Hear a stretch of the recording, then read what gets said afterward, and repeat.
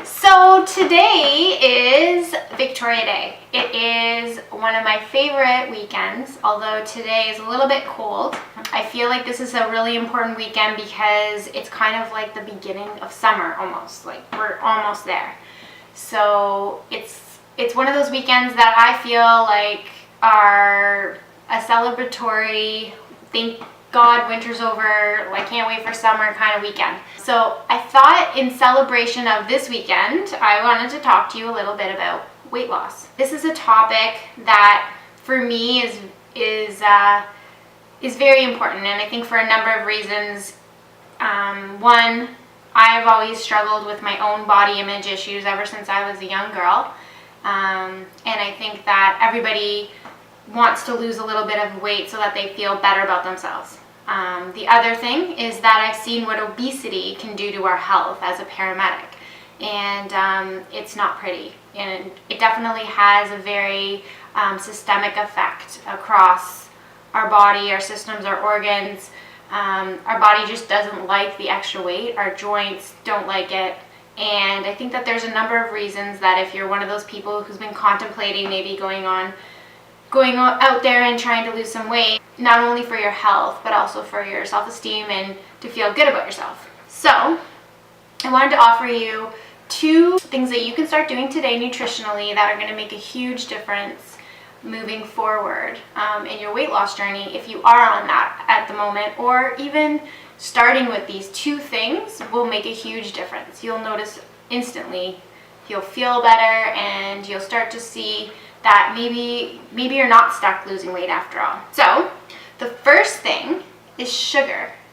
Refined sugar is what I'm referring to. So this can come in many forms. When you look on the back of any kind of processed foods, your yogurts, your milk, a lot of times it shows up as glucose or fructose, or it could just be sugar on the back of the package.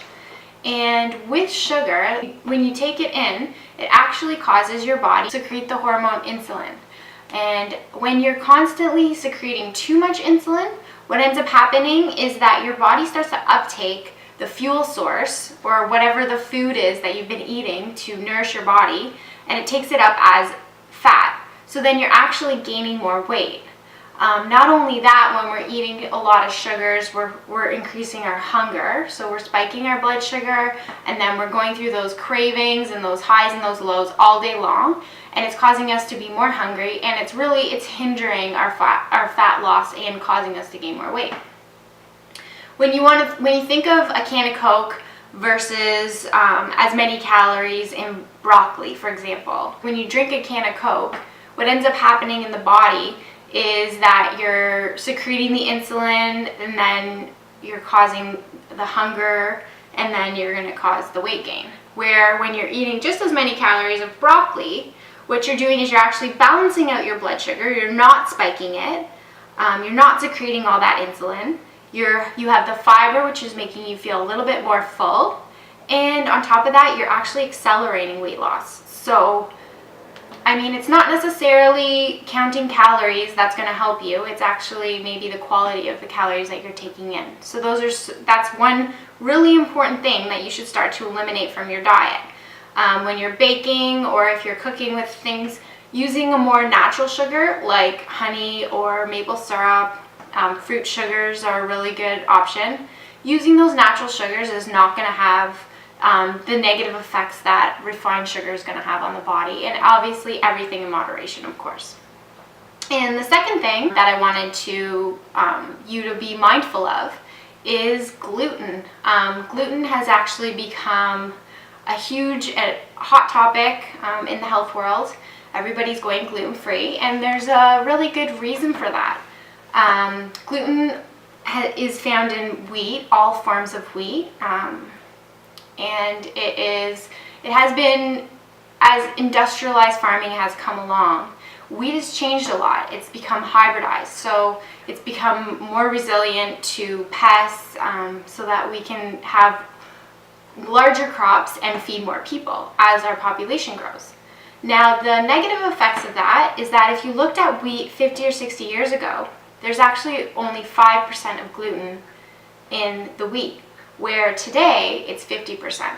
So what's happening is we're getting a more concentrated amount of gluten in our wheat, and it's causing a lot of systemic effects to the body. It's causing inflammation, for example.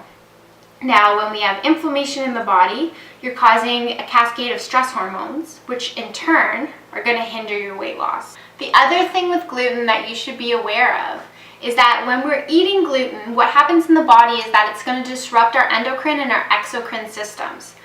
This in turn is going to change our gene expression, and it's going to change the way our metabolism seems to work, causing us to gain more weight as opposed to losing weight. So gluten all around is not the best thing you should be having if you're trying to lose body fat or trying to avoid gaining body fat. It's definitely going to hinder those processes. So try to avoid gluten. It's definitely going to help you lose that weight that you've been trying to get rid of for a long time, maybe through dieting or exercise. So there's some really great options to get rid of gluten and replace it with some alternatives in your baking and cooking. There's lots of nut flours and gluten-free flours that you can get in the stores these days. So just to be gluten-free doesn't necessarily mean that you're going to struggle to find what to eat. So those are the two things that you should definitely be mindful of: eliminating the refined sugars and replacing them with natural sugars in moderation, and also eliminating gluten as much as possible if you really want to lose that stubborn weight. So hopefully this was informative for you. I look forward to chatting with you guys again, and have a wonderful Victoria Day long weekend.